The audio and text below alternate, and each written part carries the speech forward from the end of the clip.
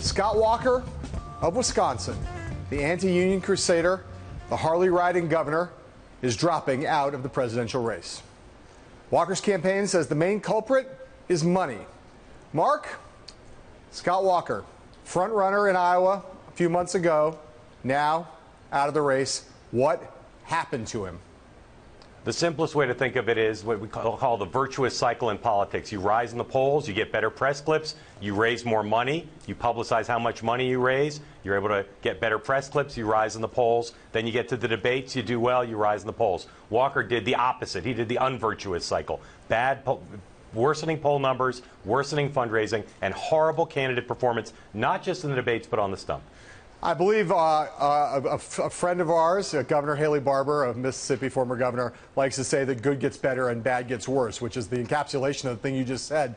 And there's no doubt that it's been bad for Scott Walker for a while and getting worse. Once you're in that downward spiral, it's really hard to get out of it. But there is a thing that we think of in politics as kind of athleticism, political athleticism. Are you able to play in the major leagues? And you think back on 2008, when a lot of people thought Mitt Romney on paper looked like a potential Republican nominee, did not have the skills in 2008.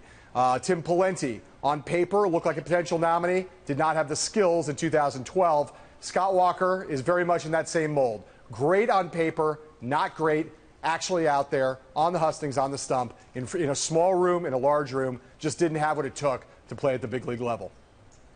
You know, the debate performances were both well below mediocre. Yep. His campaign acknowledged he did poorly in the first one, had to do better in the second, and he didn't.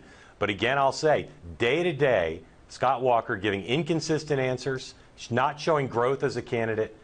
He could have tried to power through here.